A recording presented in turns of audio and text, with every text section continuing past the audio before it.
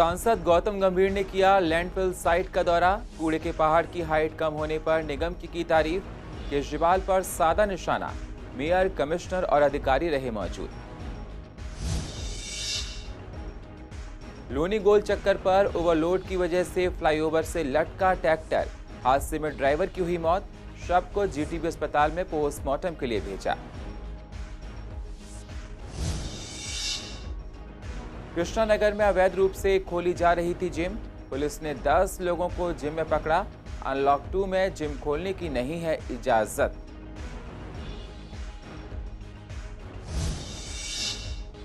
विश्वासनगर में पानी न आने से लोग परेशान। कभी कभार आता है गंदा पानी, इलाके के लोग परेशान। टैंकरों से खरीदकर पी रहे हैं पानी। शिकायत के बाद भी प्रशासन नहीं देता कोई ध्यान। और कैलाश नगर में किया गया पौधारोपण। गांधीनगर एसीपी विधायक रहे मौजूद। इलाके को हरा भरा रखने का लिया गया संकल्प। नमस्कार, स्वागत है आप सभी का पूर्वी दिल्ली खास में। मैं हूं आपके साथ सुनील चौहान। अब होते हैं रूबरू पूर्वी दिल्ली की अहम खबरों के साथ। पूर्वी दिल्ली के गाजीपुर लैंडफिल साइट कूड़े के पहाड़ पर सियासत चरम पर है।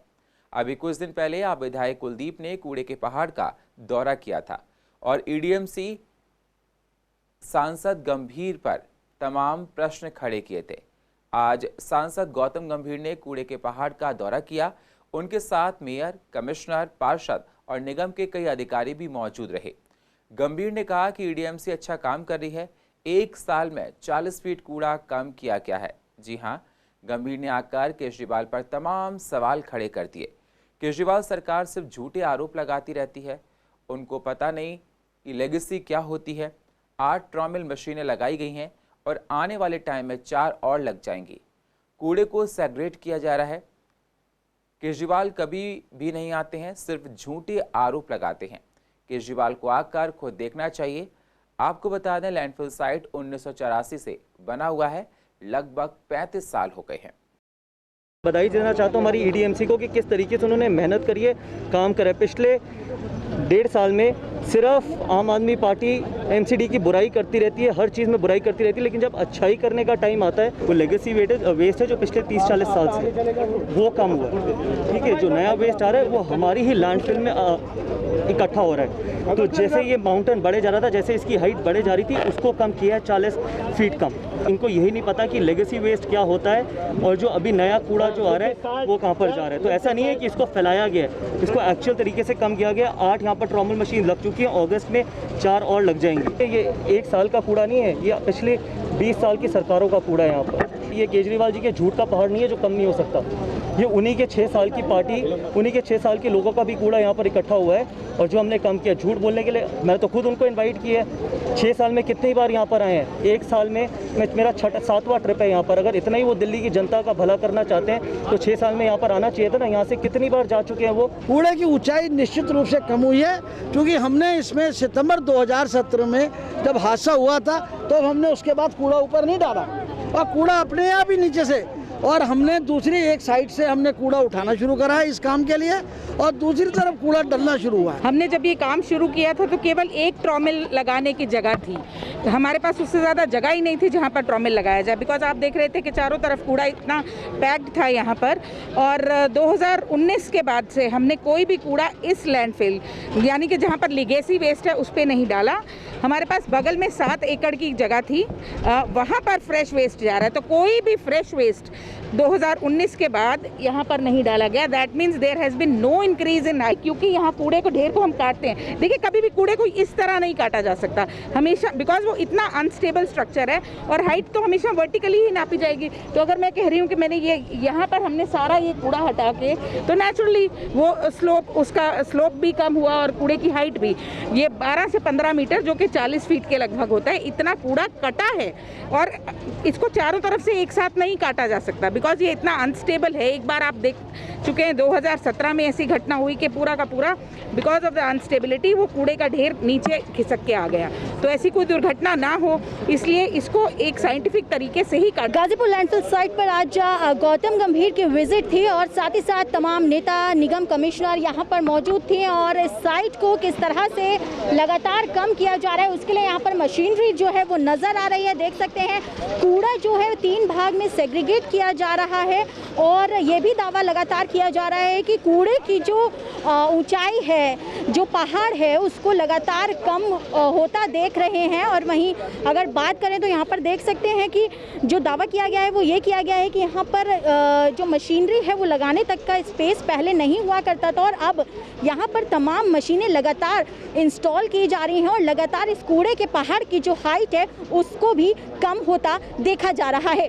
कैमरा पर्सन मोहित के साथ में वंदना कश्यप, कैंट, CCN। वहीं लैंडफिल साइट को विजिट करने गए सांसद गौतम गंभीर की गाड़ी कूड़े के पहाड़ पर फंस गई, जो कि कड़ी मशक्कत के बाद निकाली गई। लोगों ने गाड़ी को धक्का मारकर बाहर निकाला। पूर्व दिल्ली के लोनी गोल चक्कर के पास आज सुबह बड़ा हादसा हो गया जिसमें एक लोग की मौत हो गई है। आपको बता दें, ट्रैक्टर ट्रॉली ज्यादा ओवरलोड होने की वजह से फ्लाईओवर के डिवाइडर से जा टकराई। कड़ी मशक्कत के बाद ट्रैक्टर को बाहर निकाला गया और ड्राइवर नीचे गिर गया। आनन फानन में निजी अस्पताल में उसको ले जाया गया लेकिन उपचार के दौरान उसकी मौत हो गई। ये मामला ज्योतिनगर थाना के अंतर्गत आता है। ड्राइवर के शव को GTB अस्पताल में पोस्टमार्टम के लिए भेज दिया गया है। पोस्टमार्टम हो जाने के बाद शव परिजनों को सौंप दिया जाएगा। कोरोना को लेकर सरकार सारे एहतियात बरत रही है जिससे इसके प्रकोप को कम किया जा सके। अनलॉक 2 में सरकार ने काफ़ी राहत दी है पर जिम को खोलने की परमिशन नहीं है। उसके बाद भी पूर्व दिल्ली शादरा डिस्ट्रिक्ट के कृष्णा नगर थाना के इलाके में एक जिम चोरी चल रही थी जिसमें 10 लड़के थे। कृष्णा नगर SHO को इसकी गुप्त सूचना मिली थी। तुरंत मौके पर जाकर SHO ने जिम में जाकर उन लोगों पर कार्रवाई की। अंदर जिम चल रहा था जिसमें 10 लोग पकड़े गए हैं। इनके खिलाफ मामला दर्ज कर लिया गया है। आगे कार्रवाई की जा रही है। जिम चलाने वाले के खिलाफ भी कार्रवाई की जा रही है। पूर्व दिल्ली में पानी की समस्या को लेकर जनता अभी भी परेशान है। गर्मी में लोग पानी के लिए तरस रहे हैं।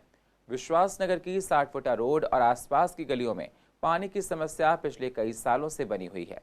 इलाके के लोग पानी ना मिलने से परेशान हैं। कभी कभी पानी आता है वो इतना गंदा है कि वो किसी काम के लायक नहीं होता। टैंकर से लोग पानी खरीद कर इस्तेमाल करते हैं। कई बार टैंकर नहीं आते हैं। कोरोना के दौरान टैंकर पर इतनी भीड़ हो जाती है कि बिल्कुल सोशल डिस्टेंसिंग को फॉलो नहीं कर पाते हैं।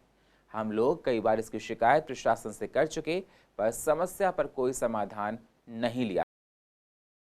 पानी सर ज़्यादा उनसे कहते हैं तो सर टैंकर भेज देते हैं। सवेरे सर इतनी सारी भीड़ होती है सर, किराएदार लोग से यहाँ पर कुछ ज़्यादा है सर इतनी भीड़ होती है सर। डिस्टेंसिंग के नाम पर भी कुछ जीरो होता है सर। बीमारी फैलने का सर इतना डर है सर कोरोना का।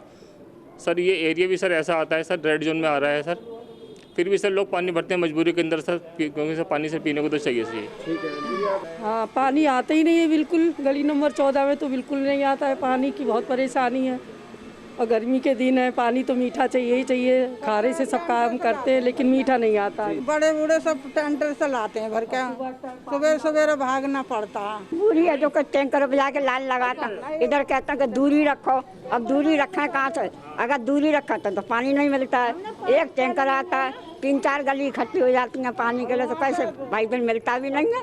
1 साल के लगभग हो चुकी। पानी का तो बिल्कुल ही मतलब ज़्यादा ही हो गया 1 साल से। लेकिन पानी के लिए एक टैंकर आता है, वो भी रोड पे लगा देते हैं। मतलब जो आप वहाँ से भर के कौन लेके जाए। हम तो परेशान हैं। मतलब जो हार्ट के मरीज हैं, मतलब जो हमसे तो चढ़ता नहीं, हम ना लेके आते हैं। चढ़ाना ऊपर 3rd फ्लोर पे, लाना ले जाना, इतनी सारी समस्या झेलनी पड़ती है। ऊपर से लाइट नहीं आती, लाइटें बंद पड़ी है। कम से कम महीना 1.5 महीना हो चुका है, लाइटें अभी कोई रिस्पांस नहीं आया। कंप्लेंट मारते हैं, कंप्लेंट का कोई रिस्पांस नहीं आता हमारे पास। पानी तो गंदा ही आता है। मुद्दत हो गई पाइपलाइन डले हुए पानी की। कई बार कंप्लेंट की यथावत तो ऐसी ही है। मतलब कोई मतलब कान पे जू नहीं रहेंगी किसी भी प्रकार की। मतलब कम से कम 5-6 साल से ज़्यादा हो गया टैंकर से लाते हैं और पानी हम रोज़ भर का। कभी कभी टैंकर नहीं आता तो बहुत लंबी लाइन लग जाती है, वापस जाना पड़ता है। फिर अगले दिन फ़ोन करके बुलाते हैं तो आते हैं वो। पूर्वी दिल्ली नगर निगम प्रॉपर्टी की जानकारी को लेकर 16 डिजिट का यूपी कोड दे रही है। इसका काम पूर्वी दिल्ली के हर वार्ड में किया जा रहा है। इस कोड को जैसे ही आप नेट पर डालोगे आपको अपनी प्रॉपर्टी की सारी जानकारी मिल जाएगी। कुछ इलाकों में काम फर्स्ट स्टेज पर है और कुछ में सेकंड स्टेज पर चल रहा है। निगम की टीम इसका सर्वे कर रही है। कृष्णानगर में काफ़ी लोगों को यूपी कोड मिल गया है। ये आधार कार्ड की तरह होगा। देखिए, पूर्वी दिल्ली नगर निगम का एक बहुत बड़ा प्रोजेक्ट है ईज़ ऑफ डूइंग सर्विस का, जिसमें जो प्रॉपर्टी टैक्स हम लेते हैं उसमें अभी प्रॉपर सिस्टम इसलिए नहीं था क्योंकि कभी मैनुअली जमा हो रहे हैं पैसे, कभी ऑनलाइन जमा हो रहे हैं और एक एक आदमी के 2-2, 3-3 आईडीज़ थे। तो इन सारे सिस्टम्स को ठीक करना, और इसलिए पिछले 1.5 साल से एक सर्वे चल रहा था जिसमें हर प्रॉपर्टी की फ़ोटो खींचना, उसके आसपास कौन से मकान है, उसकी जीपीएस लोकेशन और उसमें कितना एरिया कवर्ड है, ऐसी सारे हमने इन्फॉर्मेशन अभी तक 52 वार्ड में ये सर्वे हो चुका है पूर्वी दिल्ली नगर निगम में। और उसके बाद जो है सेकंड स्टेज थी कि उन्हें यूपिक नंबर, एक अलग आइडेंटिफिकेशन नंबर देना सब प्रॉपर्टीज़ को। तो उसका बटने का आज जो है वो मेरे वार्ड के अंदर आज जो है हमने नागरिकों को जाके घर घर वो यूपिक नंबर दिया है, जिससे वो नंबर जैसे ही साइट पे डालेंगे पूरी उनकी प्रॉपर्टी की डिटेल उनके सामने आ जाएगी। कोरोना काल में हर कोई परेशान दिखाई दे रहा है। कॉन्ट्रैक्ट पर काम कर रहे एमसीडी टीचर्स को सैलरी ना मिलने की वजह से आर्थिक संकट से गुजरना पड़ रहा है। टीचर्स का कहना है कि पिछले महीनों से हम लोगों को सैलरी नहीं मिली है, जिसकी वजह से हम लोगों को घर चलाने में परेशानियां उठानी पड़ रही हैं। सेविंग खत्म हो गई है। टीचर्स का कॉन्ट्रैक्ट रिन्यू ना होने से भी ये लोग परेशान हैं। हमारे स्कूलों में कॉन्ट्रैक्ट टीचर्स आते थे। इस समय हमारे स्कूलों में टीचर्स की काफ़ी कमी है, तो क्योंकि उन कॉन्ट्रैक्ट टीचर्स का कॉन्ट्रैक्ट अभी रिन्यू नहीं हुआ है। वो वैसे तो जुलाई से हो जाता था, लेकिन इस साल अभी तक रिन्यू नहीं हुआ है। लेकिन इस वजह से स्कूलों में चीज़ की बहुत परेशानी हो रही है, क्योंकि बच्चे जो हैं उनको हमें ऑनलाइन भी क्लासेस देनी है और असाइनमेंट वगैरह भी देने हैं। तो लेकिन टीचर्स ना होने की वजह से एक एक टीचर को 2-2 टीचर्स का काम करना पड़ रहा है। हर साल जो कॉन्ट्रैक्ट है रिन्यू हो जाता था 1 जुलाई को, और इस बार जो है ये कॉन्ट्रैक्ट रिन्यू नहीं किया गया है, जिसके चलते आर्थिक तंगी का सामना तो हम कर ही रहे हैं, लेकिन हमारी साथ ही साथ जो फाइनेंशियल इंडिपेंडेंसी थी वो भी काफ़ी हद तक ख़त्म हो रही है। हमें रिश्तेदारों में या तो थोड़ा बहुत कर्ज के लिए पूछना पड़ रहा है पैसे के लिए, या फिर अपने माता पिता पे कहीं ना कहीं दोबारा फिर से वही आश्रित होना पड़ रहा है। और ये चीज़ जो है कॉन्ट्रैक्ट का रिन्यू ना होना मेंटली बहुत डिप्रेसिंग सा है, और ये कहीं ना कहीं बहुत स्ट्रेस को बढ़ावा सा मिल रहा है इस चीज़ की वजह से। हर बार जो हमारा कॉन्ट्रैक्ट था वो 1 जुलाई को रिन्यू हो जाता था, पर इस बार एक तो कोरोना महामारी का संकट, दूसरे हमारी जॉब का ना होना, मीन्स कि इस बार हमारा कॉन्ट्रैक्ट 1 जुलाई से रिन्यू नहीं हुआ है, जिस वजह से हमें बहुत सी कठिनाइयों का सामना भी करना पड़ रहा है। हमारे पास वही एक सोर्स ऑफ इनकम था जो कि अब वो भी नहीं है, और इस तरीके से घर चलाना बहुत मुश्किल हो रहा है। तो हमें उम्मीद है कि जल्द से जल्द हमारे कॉन्ट्रैक्ट के विषय में कुछ किया जाए। पूर्वी दिल्ली के कैलाश नगर के महावीर स्वामी पार्क में वृक्षारोपण किया गया। इस मौके पर गांधीनगर के विधायक अनिल वाजपेयी, एसीपी, एसएचओ और भी अधिकारी मौजूद रहे। सभी लोगों ने आकर वृक्षारोपण किया। विधायक ने कहा कि स्वस्थ रहने के लिए शुद्ध हवा बेहद ज़रूरी है, इसके लिए पेड़ पौधे लगाना बेहद ज़रूरी है। इलाके को हरा भरा रखने के लिए सभी लोगों ने संकल्प लिया है। पेड़ लगाना बहुत अच्छी बात है। जिस तरीके से प्रदूषण में बहुत सी जगह पेड़ काटे गए हैं, तो अगर हम लोग एक एक पेड़ लगा रहे हैं तो निश्चय ही कहीं ना कहीं हम लोग पर्यावरण का ध्यान में रखे हुए हम लोगों ने ये शुरुआत की है। यहाँ से हम सब लोगों ने प्रशासन के साथ मिलकर ये कार्यक्रम किया है और ये भागीदारी है। और निश्चय मैं अपील करता हूँ लोगों से कि आज जो पेड़ जो लगा के जा रहा है, ये समझ लीजिए कि उसने एक पेड़ को गोद ले लिया है। जिस तरीके से माँ बाप अपने बच्चे की देखभाल करते हैं, जब भी लोग यहाँ से निकलें तो कम से कम इस पेड़ की देखभाल जरूर करें। लगातार ये वृक्षारोपण का कार्यक्रम चलता रहेगा। आज लगभग 50 पेड़ इस महावीर स्वामी पार्क में लगाए जाएंगे, और क्योंकि जितने पेड़ होगा, जितना वृक्ष होगा, उतना ऑक्सीजन अच्छी मिलेगी, उतना प्रदूषण कम होगा। और वृक्ष वैसे भी धरा की शान है, वृक्ष हमारी धरोहर हैं, तो एक वृक्ष जो है सालों तक चलता है, तो इसलिए हमें वृक्ष लगाने जरूर चाहिए। वृक्षारोपण की आज कार्यक्रम रखा है अपने महावीर स्वामी पार्क में। वृक्ष काफ़ी सारे लगाए हैं। इसके बाद मार्केट में दौरा कर रहे हैं और उसके बाद RW की मीटिंग लेंगे हमारे ACP साहब। बहुत ही बढ़िया ये काम किया है और मैं यही चाहूँगा पूरी दिल्ली के अंदर ऐसा वृक्ष हर किसी को लगानी चाहिए जो हमारे इनकी देख रेख में हो रहा है। जो बैक साइड से आपकी उधर से एंट्री करते हैं, गेट नहीं है, उधर अनऑथराइज पार्किंग कर रखी है लोगों ने। जो मेन गेट पे एंट्री है, एक ही गार्ड है, एक गार्ड बेचारा वो नहीं लड़ पाएगा सबसे। लेकिन आज जो मुझे शिकायतें मिली हैं वो ये मिली हैं, यही गार्ड से ही मिली हैं कि यहाँ पे ओपन में मलबा पड़ा हुआ है, कोई उसकी सुनवाई नहीं है। वहाँ गेट ओपन पड़े हैं, वहाँ से लोग आते हैं, इधर बैठ के शराब पीते हैं और आम पब्लिक का यहाँ आना लगभग नामुमकिन। विदेश मंत्रालय के प्रवक्ता अनुराग श्रीवास्तव ने बताया कि ऐसी रिपोर्ट मिल रही है कि गुरुद्वारा शहीदी स्थान, जो कि लाहौर के नौलखा बाजार में स्थित है और शहीद भाई तारू सिंह जी का शहीदी स्थल है, उसे पाकिस्तान द्वारा मस्जिद शाहिदगंज होने का दावा किया जा रहा है और अब उसे मस्जिद में तब्दील किया जा रहा है। इसी पर हमने सिख नेताओं से पूछा है, जिस पर उन्होंने विरोध जाहिर किया है। क्या कह रहे हैं सिख नेता, आइए आपको सुनाते हैं। पाकिस्तान के लाहौर में जो शहीद भाई तारू सिंह जी का पवित्र स्थान गुरुद्वारा साहब था, जिसको अब मस्जिद बताया जा रहा था, वीडियो डालकर हमारे बारे में अपशब्द बोले जा रहे थे और ये कहा जा रहा था कि इतिहास लेके आओ कि क्या भाई तारू जी यहाँ शहीद हुए थे। ये इसको लेके पूरी दुनिया भर के सिखों के मन में बहुत बड़ा रोष था।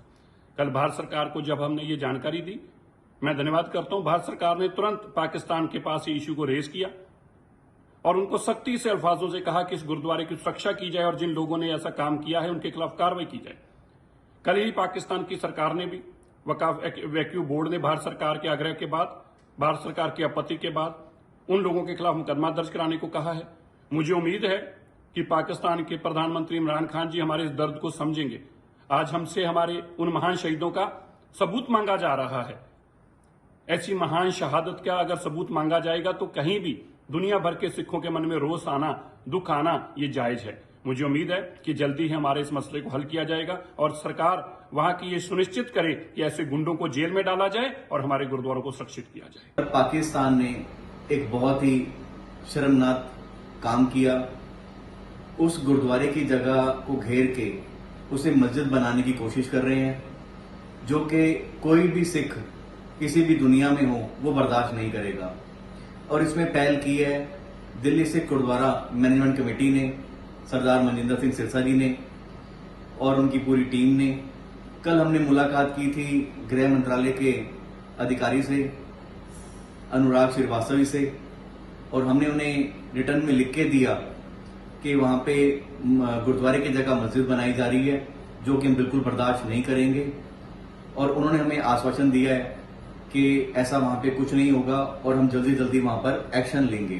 भाई तारू सिंह जी का जो शहीदी स्थान पाकिस्तान के अंदर स्थित है, वहां पर कल से खबर जो कि पूरी सोशल मीडिया में है और सिख धर्म इसको लेकर चिंतित है कि वहां पर गुरुद्वारा साहिब पर कब्जा हो गया है। पर हमारी बात वहां पे सीनियर ऑफिसर्स और पाकिस्तान गुरुद्वारा प्रबंधक कमेटी के प्रधान से भी हुई है और उन्होंने हमें आश्वासन दिया है कि इस टाइप का कोई कब्जा नहीं हुआ। मैं आपको इसके बारे में बता देना चाहता हूं कि गुरुद्वारा साहिब के लिए एक ही गेट है। उस गेट के अंदर एक तरफ मस्जिद है और एक तरफ गुरुद्वारा है, लेकिन कुछ शरारती लोगों ने कोशिश की है, लेकिन वहां पर कोई कब्जा नहीं हुआ। और पाकिस्तान गवर्नमेंट ने हमें आश्वासन दिया है कि हमने हजारों करोड़ लगाकर सिख संगत के लिए वहां पर जो ऐतिहासिक गुरुद्वारा ननकाना साहिब जो कि ओपन किया है, तो हम इस टाइप से गुरुद्वारे पर कोई कब्जा नहीं होने देंगे। और पूर्व दिल्ली की अधिक जानकारी के लिए आप YouTube पर जाकर CCN को सब्सक्राइब करें और फ्रेश अपडेट लेते रहें। और फिलहाल पूर्व दिल्ली खास में इतना ही। बाकी खबरों के लिए आप बने रहिए CCN के साथ। तब तक के लिए नमस्कार।